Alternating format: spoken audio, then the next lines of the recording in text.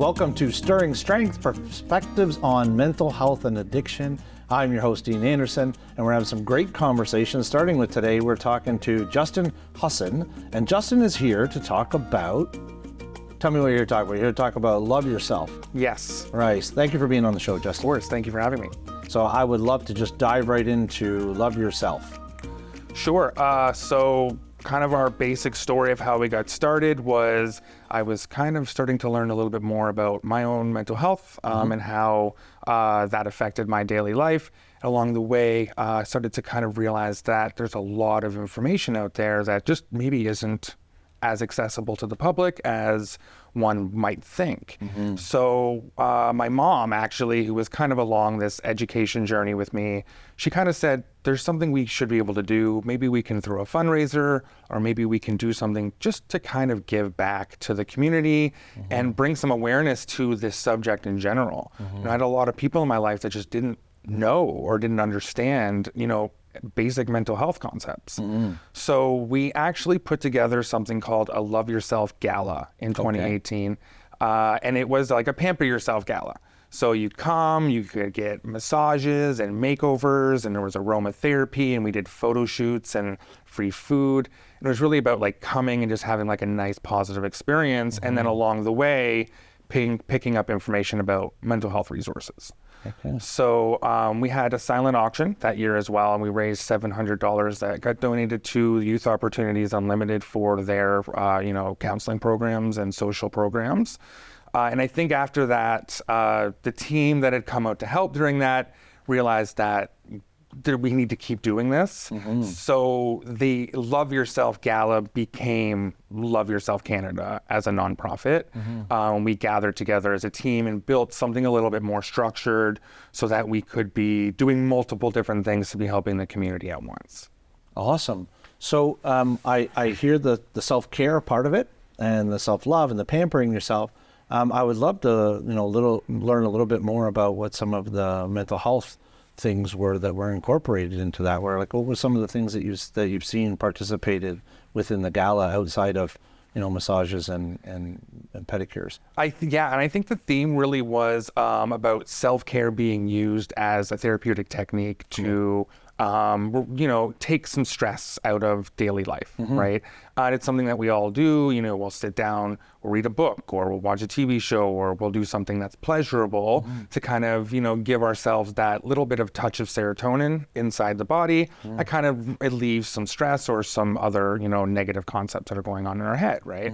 So I think that was the main theme. And then we had kind of our own booth, which was just mental health education based. So I'd got in touch with CAMH, and we had a whole bunch of flyers, booklets, educational books that we were just giving away for free to anyone that wanted to learn about anxiety or depression or PTSD. And I think it was really important just to have that come here to have this enjoyable experience and leave with a sense of knowledge and awareness. So I heard that you started it and you're running forward with it. I mean, I'm assuming that there was a bit of a hiccup with COVID in the process. Where are you at now? Like where has this grown to? And I noted the little pushback that you all had at that time. So we got lucky because we stumbled. We had our first haunted house in 2019 before COVID. So we had already stumbled upon this new theme of fear that we'll kind of go into as well. But during the pandemic, we really banded together actually, and we did a couple online fundraisers. I think we donated $1,000 to the Ways Center as well. We, for a little while, really tried to continue to give back. And then I think about halfway through, we took just a little bit of a break, which was, I think, important for a mental health nonprofit to be taking kind of a break from pushing it and, giving and just take care of ourselves for a little bit. But 2022, as soon as the doors were open, we gathered back together, more volunteers than even before, because people had seen what we had done and over time really wanted to be a part of that process, right? So we came back kind of, trail ablazing.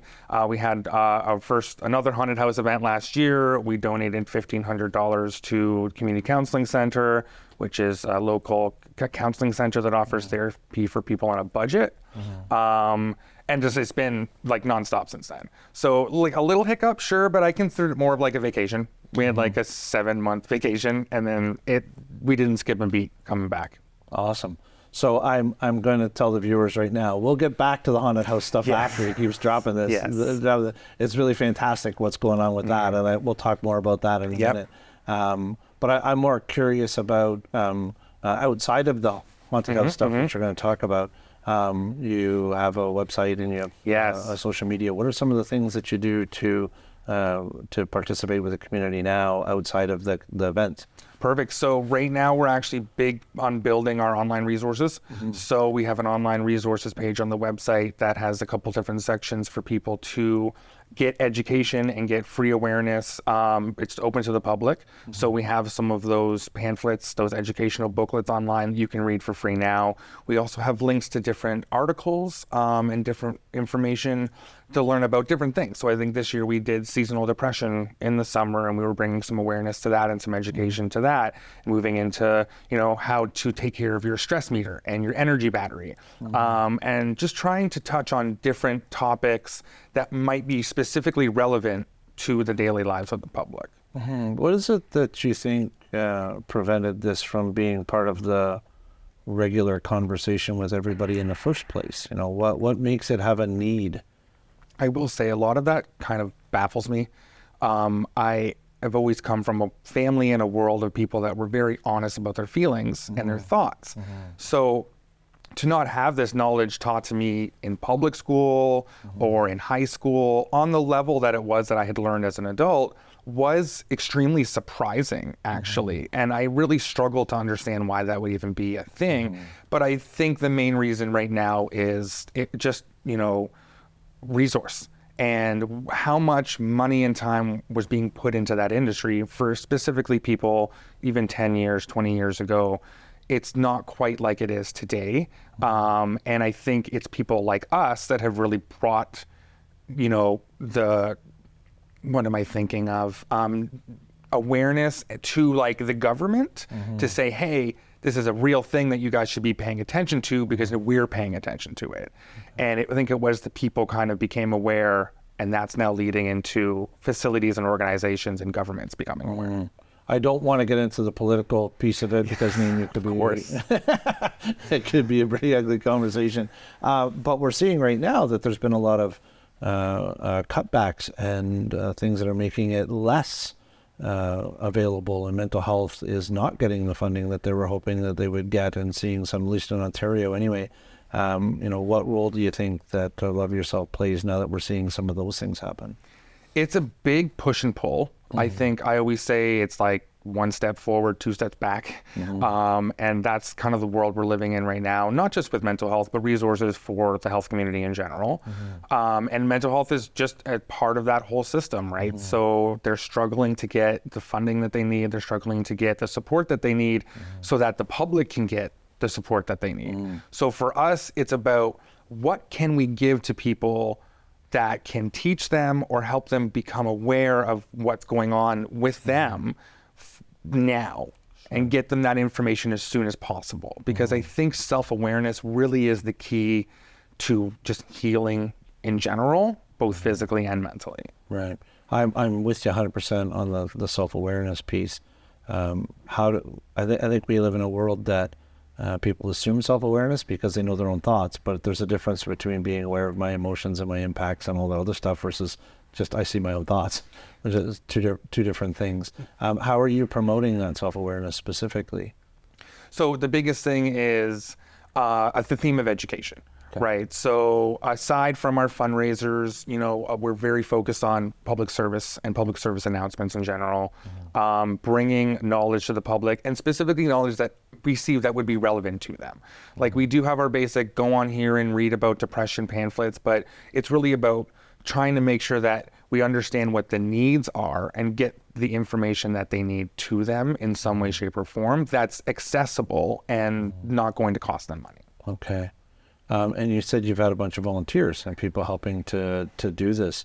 Tell me a little bit more about the volunteer process, or the people that are helping you to get this ball rolling over the last several years. Well, I'm super lucky. I have like the best group of people in my life. grew up around really close friends and really close family. And like I said, like my mom is my finance manager of my organization, and my stepdad runs all technology and electronics, and anything that we do, we need a microphone hooked up. He's there to do that for anything. And I think what happens is when we're all having this experience, and then also having the experience of learning that other people are getting assisted by what we're doing, it's so inspiring that people they just jump on board. And it really just brings this sense of communal collaboration that like you don't really get really doing a lot of other things. So like it's a lot of friends and family. And then we get a lot of people jumping on board for our fundraisers every year. I think, our biggest fundraiser every year is usually about 40 to 50 volunteers to run it for a weekend. And it's always this like super amazing, pumped up experience. So what I'm hearing is this idea of love yourself is not just about the volunteers and the thing that you're doing, the brand itself. We get a sense of loving ourselves through service. So the people actually doing the volunteer work and the people that are doing the love yourself are getting some of that love yourself. It does. It feels, like I said, it feels good to help other people, right? And that's a sense of like giving back. And we get that in a very intense way when we do what we do. And we really are on the front lines, right? So we're getting to see the benefits of what we do firsthand. And like I said, like a lot of the people that volunteer, they're always telling me like, I look forward to this all year. I look forward to doing these things with you because even though it's work and it can be very hard work, it feels really good, and it feels like you're really establishing not just yourself, but establishing other people. Yeah, for sure. Good for you. That's must be a wonderful feeling. It's great. Yeah. Are there some things outside of the haunted house, which we'll talk about? Are there things on the horizon for the growth of Love Yourself? Or is like some big pie in the sky ideas? Or well, we're really moving into the public service announcement sector this year. So we did our public service announcement this year on controlled fear, but we're going to be moving into some other projects in the future. Right now, we're actually working on a mini series that's called Angels and Demons. That's going to be an educational series for both kids and adults on different types of mental health conditions and the different types of treatment they might need in a story cartoon format where, demons are suffering and angels are helping them get treated. Wow. Okay. So that's the premise between the two is there's a treatment and a demon, and the demon is the illness. Yeah, like we have it's a kid stuck an anxiety demon, and he's wondering why he can't deal with his anxiety, and then an angel comes by and teaches him about meditation. But then the next demon is trying meditation and it's not working for him because he doesn't have anxiety, he's got depression. So he has to find a different solution, and it's kind of going down the totem pole of just because you're suffering and you're trying something doesn't mean that necessarily will work on its own. You have to kind of keep going at it. I think the end message will be about persistence, because when you're trying to heal any wound, mental or physical, it takes time, and you have to really make sure you're continuing to put the effort into that, consistently for, long periods of time. Mm-hmm. So where did the premise of the idea of using cartoons come in? Some of our main staff worked in the film industry, actually. So we have a lot of filmmakers and media people on the staff. So we're really leaning into making sure we're utilizing a lot of that skill set to produce these public service announcements and these video type educational, viewing experiences. So it really is just me meeting up with some filmmakers and going like, hey, I have an idea.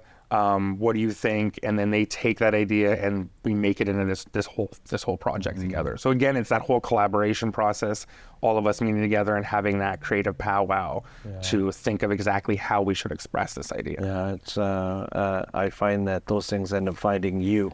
They really do. And you're like, that's what's supposed to be there, right? I'll go I kind of think we should do something like this. And then someone will go, no, but what about this? And I'm like, no, this is why I come to you guys, though, because you take this and then we make it real. Awesome. So on the topic of demons, we'll be right back. We're going to talk some more with Justin about the haunted house that he's got coming up. So we'll be right back with Stirring Strength.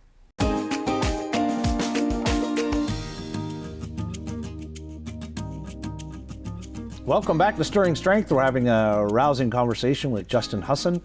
Justin, I'm fascinated by this next thing we're going to talk about, and you had mentioned it at the beginning, but a haunted house, but a very specific reason. And Halloween is coming, so we wanted to get you on the show so that we could talk about what this means and why it's important. And I would love to hear more about the haunted house. Yeah, so I throw a lot of Halloween parties. I have this mental health organization, and it just kind of seemed like the next fundraiser idea could kind of bring those two worlds together. So in 2019, we did a haunted trail in Mount Bridges.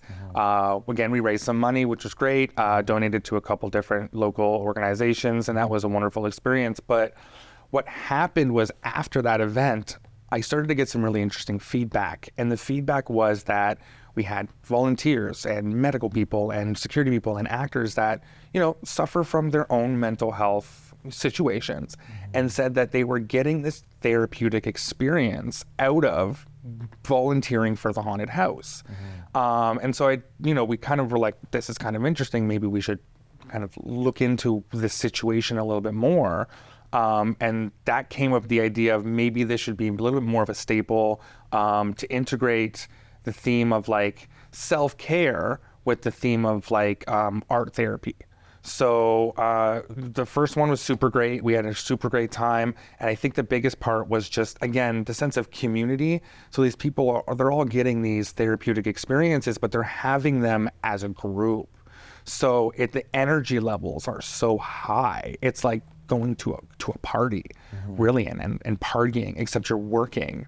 So I think just leaning into all of that took this whole let's throw these fundraisers idea to like a level we weren't really necessarily expecting. And we've just really been kind of riding that wave ever since. All right.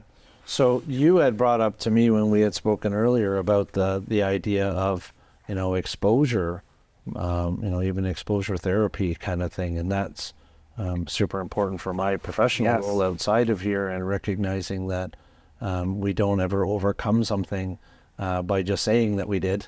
We have to experience it in some way, shape, or form. Because I say sometimes to people, I go, I can't stand in my driveway and tell people I overcame my fear of heights. And they're like, well, how'd you do that? Well, I was just standing here in my driveway. Well, how did I had to do it, right? So tell me more about how this is evolved and the direction that you're going with this fear process of mental health. So it's actually controlled fear is kind of like a mix between art as therapy and a form of exposure therapy. You're really taking a sense of creativity and utilizing it and exposing yourself to different experiences through that creative lens. And that's what creates that really, really intense positive experience, is that you're expressing yourself. So you're processing a lot of thoughts and emotions subconsciously while you're doing this activity, but you're also exposing yourself to new experiences at the same time. So it's kind of like a mental health double whammy. And what happens is a lot of people get a sense of empowerment through that process. So, especially someone who might have social anxiety is a really good example. Being able to scare another human being, and you're almost slightly taking the power away from that individual when you scare them, and it's re-empowering the scare actor themselves, and giving them this new sense of confidence that maybe they wouldn't get on a daily basis, right? Because they struggle with being able to find experiences that would give them that. And so I think it's really just about leaning into being creative and expressing yourself, but not being afraid to expose yourself to these new experiences at the same time. And it's kind of like a dance between the person getting scared and the person doing the scaring.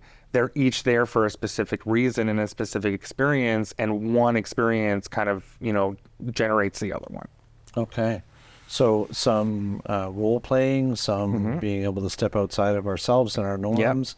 I love that you use the word freedom, because I think that there's a lot of us that our limitations and how we live our life are based on our fears. It's based on what I'm afraid of, and the more I have, the more narrowed my life choices become, and the more difficult it is to do that. So have you had any experiences with people expressing to you, that, like if you have any examples of people talking about the sense of freedom that they get from this process, or? Of course, we did our own public service announcement this year. We interviewed a young girl named Zoe, and she has social anxiety, and she came to me after and she said, like, you unlocked a door for me this weekend where I didn't even know that I could be that person. I didn't know that I could have that confidence. I didn't know that I could have that type of experience. And it was addictive. And she's like, it was amazing. I want to do it again. And she's come out to every little thing we've done. She participates in any way she possibly can. It really is something that now she's at the point where she's joined the other side. So she was getting benefits in some way from the things we were doing, and now she's able to help other people get those benefits as well. So Awesome. It's come full circle. Awesome. That part of the exposure process is usually meant to be incremental. So it's like little bits and pieces at a time. If you're afraid of heights, don't go jump out of a plane for your first time to see if you can overcome your fear of heights, because it only proves that you're afraid of heights, and it usually doesn't help you so much. So how is it that you make that accessible to people to be able to kind of integrate or slowly work their way into that process? The best part about specifically the haunted house experience is the community too, right? So it's very rare that someone will be all alone, you know, having this experience by themselves. It's that sense of partnership and teamwork that really creates a safe environment for people to be having these experiences that maybe they wouldn't normally have. And people get nervous all the time. But once they do it for the first time and they really realize what that I'm talking about to them and what I'm trying to explain to them, and they feel it in their body, it's never really a conversation we end up having ever again, because you really have to almost get them to experience it for them to fully be aware of the benefits of that therapeutic experience. So I can see maybe a potential need for some safety, some regulation, some things like that. I'm assuming these are all things you've thought out. I mean, being an organization, and you have to be insured and all that great Heavily insured, yes. What are some of the things that you've had to incorporate into the safety measures in the process of doing this? Is there anything that you weren't expecting, or anything that you had to do more of in the process of making sure this is a safe experience for most? I will say my safety team's amazing. We have medics and safety personnel on site for anything that we do. And we have had, some small medical issues. We've had, some panic attacks here or there. But we have a really good system for getting those people to a safe environment, a safe space, and having someone being able to take care of them right away. And that's really important to making sure that they understand that they're supported. We've had people that, they were like, this is great, but it's just too much. And, we're like, come sit and join us in the base camp and relax and listen to the people that are screaming as they're leaving the haunted house, because you're still going to get some of that therapeutic experience, but in a more off to the side, completion type of way. So we really do have a couple different systems to make sure that everyone feels like they're contributing and that they're, getting that benefit that they're coming out for. So some flexibility, they don't have to do all or nothing, they can participate in different ways. And it sounds like there's a big part of exposure, as I know it, is being able to recognize the fear and then feel safe, and then recognize the fear and then feel safe, and then recognize, and then slowly progress in that direction, and being able to do that. When someone's going through the haunted house, that there's an opportunity for people to get out and find a way out, or find a different way to be safe. Yes. Oh yeah. And to be honest, normally the people coming to the haunted house, they're the least of our worries, because they're there for the scare.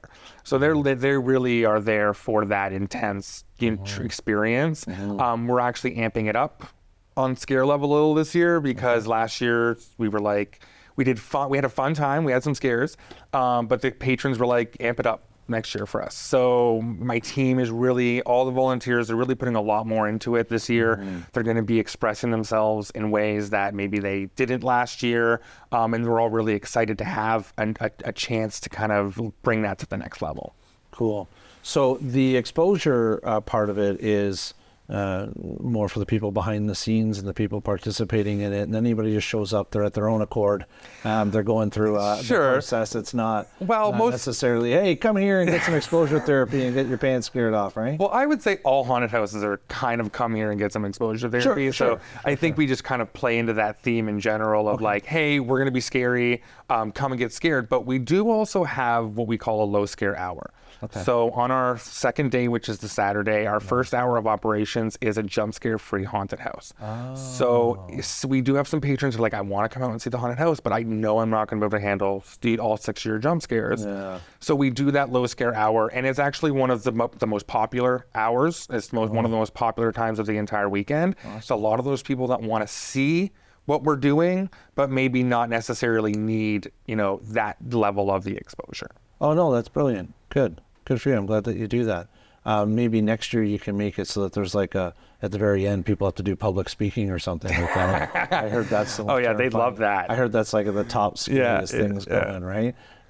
Well, it's for some people, I love public speaking myself. So, but it does, I can see why being on the spot in general could kind of put people off. But again, it's exposure, right? I think the biggest thing is a lot of the actors are on the spot.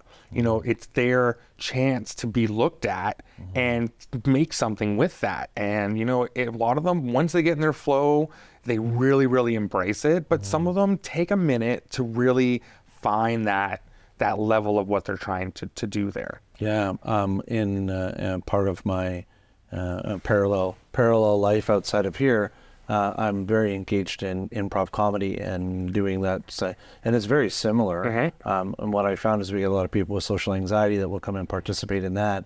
When they get up on stage and they're trying to just be them, it's very difficult for them to just be them. But if you get up and they're like a plumber or something that they're not, or they're, a housewife, but meanwhile they're a trucker, they get up on stage and they can, and all of that anxiety, social stuff goes away because they're portraying somebody different. So it sounds like that the role playing means that I get to be somebody different. I get to participate and I can experience those things without actually, thinking it's me that's, doing that. Yeah, it's what makes that part of our therapy kind of like passive, but not passive at the same time. You're really being creative. And the thought is that just the act of being creative in general is a form of therapy. Yeah, right. So all of that kind of wraps into that whole entire theme. We're just kind of in this little corner of fear. But all art expression in general, it's all a form of therapy for the individual that's expressing themselves. Right. So super quick, I'm gonna jump in on that one.